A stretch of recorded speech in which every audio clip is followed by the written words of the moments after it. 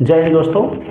और ये नई वीडियो है प्रमुख शिक्षण सूत्र जो है नई वीडियो का मेन टॉपिक है।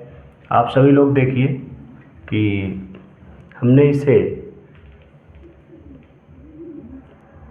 कक्षा शिक्षण निम्नलिखित सूत्रों का प्रयोग किया जाता है, यानी कक्षा शिक्षण में निम्नलिखित सूत्रों का प्रयोग किया जाता है।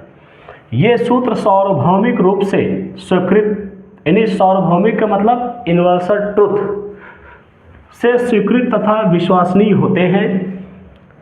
तो हम बताएंगे कि शिक्षण सूत्र कैसे सार्वभौमिक है और कैसे स्वीकार किया जाता है और कैसे विश्वसनीय होते हैं। वो नंबर वाइज हम अभी आपको बता रहे हैं। कुल 11 नंबर में लिखे गए हैं, 11 पॉइंट है इसमें प्रमुख शिक्षण सूत्र।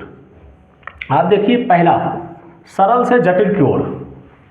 सरल से जटिल की ओर, सरल से जटिल की ओर का मतलब किसी भी वस्तु को आप बालक को बताएंगे तो एक नज़दीक का स्थान बताएंगे, फिर उससे दूर का स्थान तब बताएंगे। अगर पहले ही दूर का बता देंगे तो नज़दीक वाला, जैसे अगर कोई कस्बा नहीं जानता है उसे आप बड़े शहर भेज देंगे तो कैसे जानेंगे। तो इसलिए छोटी छोटी चीज़ों से उसे थोड़ा सा बड़े की ओर ले जाने का मतलब है कि सरल से जटिल की ओर, यानी किसी भी चीज़ में आप लोग उसको एनी टाइम जो है बड़ी चीज़ तुरंत नहीं बता सकते हैं, उसके बारे में पहले थोड़ा थोड़ा बताइए फिर तब बता सकते हैं।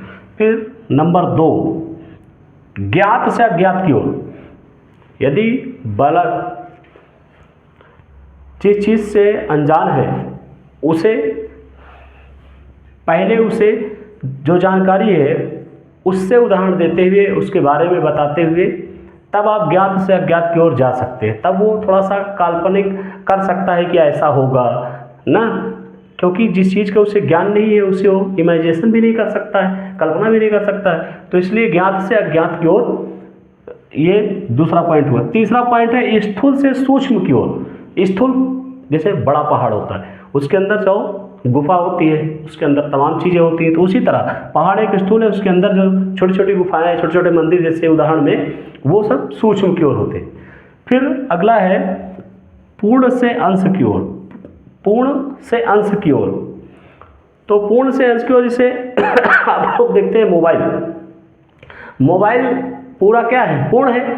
फिर उसके अंश क्या है, जैसे उसमें मेमोरी हो गई ना, बैटरी हो गई, सिम हो गई, ये सब चीज़ें क्या है, पूर्ण अंश की ओर हो जाएगी। पूर्ण की अपेक्षा वो अंश की ओर हो जाएगी मोबाइल में, एक उदाहरण है। और 5वां नंबर है अनिश्चित से निश्चित की ओर, मतलब अनियमित को नियमित करना। किसी भी चीज़ को अनियमित है तो उसे नियमित करना ही अनिश्चित से निश्चित की ओर है। नंबर 6 प्रत्यक्ष से अप्रत्यक्ष की ओर। कोई भी चीज़ प्रकृति में दिखाई देती है, जब बच्चों को उसको बताएंगे उसके बाद तब वो अप्रत्यक्ष की ओर उसमें अपने आप को तो ध्यान देगा। फिर 7वां नंबर है विशिष्ट से सामान्य की ओर। कोई भी चीज़ यदि आप विशेष रूप से, अगर जिस बालक को नहीं समझ में आ रहा है तो विशिष्ट में नहीं समझ में आ रहा तो उसे धीरे धीरे करके सामान्य की ओर ले जाना ही है। उसका जो व्यवहार है उसे सामान्य करिए, विशिष्ट व्यवहार को सामान्य व्यवहार में बदलिए, खुद समझ जाएगा। फिर विश्लेषण से संश्लेषण की ओर। विश्लेषण से संश्लेषण की ओर, जैसे कोई सब्जेक्ट गणित का है, अगर आप उसमें जब सूत्र का प्रयोग करेंगे तभी वो विश्लेषण से संश्लेषण की ओर। अगर सूत्र नहीं है तो संश्लेषण होगा ही नहीं, तो बालक को समझ में नहीं आएगा। फिर पॉइंट नंबर 9 मनोवैज्ञानिक से तर्क संगत की ओर। उसे मनोवैज्ञानिक के ज्ञान इसलिए कराया जाता है कि ताकि वो अपने को थोड़ा सा स्थायी कर सके। फिर उसके बाद है अनुभूत से युक्त की ओर। अनुभूत होता है ठोस, यानी तर्कपूर्ण कहा जाता है, तर्कपूर्ण से युक्त की ओर न। फिर उसके बाद है 11 नंबर आखिरी है प्रकृति का अनुसरण।